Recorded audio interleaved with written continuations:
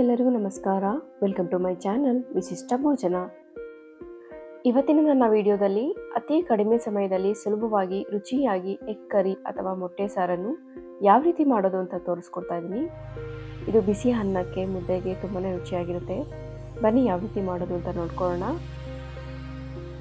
ಮೊದಲು ಒಂದು ಮಿಕ್ಸಿ ಜಾರಿಗೆ ಸ್ವಲ್ಪ ತೆಂಗಿನಕಾಯಿ, ಒಂದು ಮೀಡಿಯಂ ಸೈಜ್ ಈರುಳ್ಳಿನ ಹಾಕೊಳ್ತಾ ಇದ್ದೀನಿ, ಹಾಗೂ 2 ಬ್ಯಾಡಗಿ ಮೆಣಸಿನಕಾಯಿ, 1 ಮೀಡಿಯಂ ಸೈಜ್ ಟೊಮ್ಯಾಟೊ, 4 ಲವಂಗ, 2 ಚಕ್ಕೆ, 7-8 ಕಾಳು ಮೆಣಸು, ಅರ್ಧ ಸ್ಪೂನ್ ಧನಿಯಾ ಪುಡಿ, ಅರ್ಧ ಸ್ಪೂನ್ ಅಚ್ಚ ಖಾರದ ಪುಡಿ, 1/4 ಸ್ಪೂನ್ ಆಗುವಷ್ಟು ಅರಿಶಿನ, ಹಾಗೂ 1.5 ಸ್ಪೂನ್ ಆಗುವಷ್ಟು ಹುರಿಗಡಲೆ, ಅರ್ಧ ಸ್ಪೂನ್ ಗಸಗಸೆ, 4-5 ಬೆಳ್ಳುಳ್ಳಿ, 1/4 ಇಂಚ್ ಆಗುವಷ್ಟು ಶುಂಠಿ, ಸ್ವಲ್ಪ ಕೊತ್ತಂಬರಿ ಸೊಪ್ಪು ಹಾಗೂ ಸ್ವಲ್ಪ ನೀರನ್ನು ಹಾಕಿ ರುಬ್ಬಿಟ್ಕೊತಾ ಇದ್ದೀನಿ.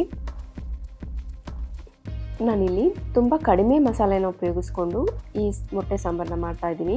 ಮಸಾಲೆ ಜಾಸ್ತಿ ಹಾಕೋದಕ್ಕೆ ಹೋಗ್ಬೇಡಿ, ಮಸಾಲೆ ಮೈಲ್ಡ್ ಆಗಿದ್ರೇ ಚೆನ್ನಾಗಿರುತ್ತೆ.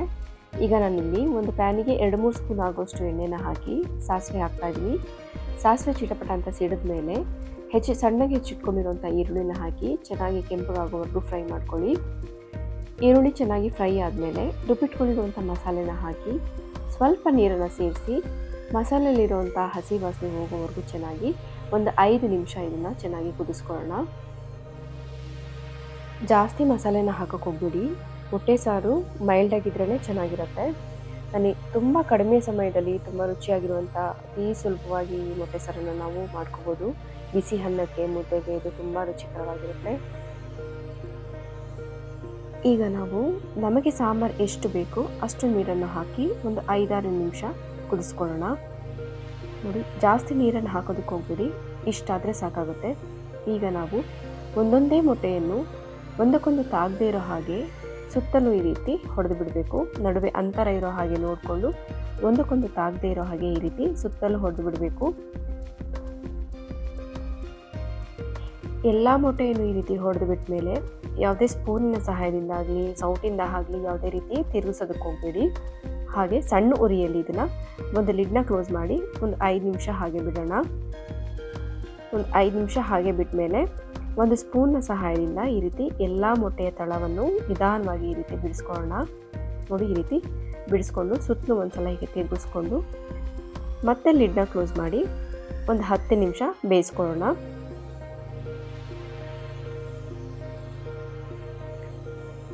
ನೋಡಿ, ಈಗ ಚೆನ್ನಾಗಿ ಬೆಂದಿದೆ. ಮಸಾಲೆಯಲ್ಲಿರುವಂಥ ಹಸಿ ವಾಸನೆ ಎಲ್ಲ ಹೋಗಿದೆ, ಮೊಟ್ಟೆನೂ ಕೂಡ ಚೆನ್ನಾಗಿ ಬೆಂದಿದೆ. ಒಂದು ಮೊಟ್ಟೆ ಕೂಡ ಕರಗೋಗಿಲ್ಲ, ನೋಡ್ತಾ ಇರ್ಬೋದು ನೀವು. ಈಗ ಇದಕ್ಕೆ ನಾವು ಕೊನೆಯಲ್ಲಿ ಸ್ವಲ್ಪ ಕೊತ್ತಂಬರಿ ಸೊಪ್ಪನ್ನು ಉದುರಿಸಿ ಒಂದು 2 ನಿಮಿಷ ಇದನ್ನು ಲಿಡ್ನ ಕ್ಲೋಸ್ ಮಾಡಿ ಕುದಿಸ್ಕೊಂಡ್ರೆ ಮೊಟ್ಟೆ ಸಾರು ರೆಡಿ ಆಗುತ್ತೆ. ತುಂಬ ಕಡಿಮೆ ಸಮಯದಲ್ಲಿ ಇದನ್ನು ಮಾಡ್ಕೋಬೋದು, ಜಾಸ್ತಿ ಸಮಯ ಬೇಕಾಗಿಲ್ಲ ಇದಕ್ಕೆ. ನೋಡಿ ಎಷ್ಟು ಚೆನ್ನಾಗಿ ಬಂದಿದೆ ಮೊಟ್ಟೆ ಸಾರು. ನಿಮಗೆಲ್ಲ ಈ ವಿಡಿಯೋ ಇಷ್ಟ ಆಗಿದೆ ಅಂತ ಅಂದ್ಕೊಳ್ತೀನಿ. ಇಷ್ಟ ಆಗಿದೆ ದಯವಿಟ್ಟು ಒಂದು ಲೈಕ್ ಮಾಡಿ ಹಾಗೂ ಕಮೆಂಟ್ ಮಾಡಿ ನಿಮ್ಮ ಅನಿಸಿಕೆಗಳನ್ನು ತಿಳಿಸಿ. ಹಾಗೂ ಇನ್ನೂ ಯಾರಾದರೂ ನನ್ನ ಚಾನಲ್ಗೆ ಸಬ್ಸ್ಕ್ರೈಬ್ ಆಗಿಲ್ಲ ಅಂದರೆ ದಯವಿಟ್ಟು ಸಬ್ಸ್ಕ್ರೈಬ್ ಮಾಡಿಕೊಂಡು ನನ್ನ ವಿಡಿಯೋನ ನೋಡಿ ಅಂತ ಹೇಳ್ತಾ ನನ್ನ ವಿಡಿಯೋನ ಏನು ಮಾಡ್ತಾಯಿದ್ದೀನಿ. ಮತ್ತೆ ಸಿಗೋಣ ಒಂದೊಳ್ಳೆ ರೆಸಿಪಿಯೊಂದಿಗೆ. Thank you.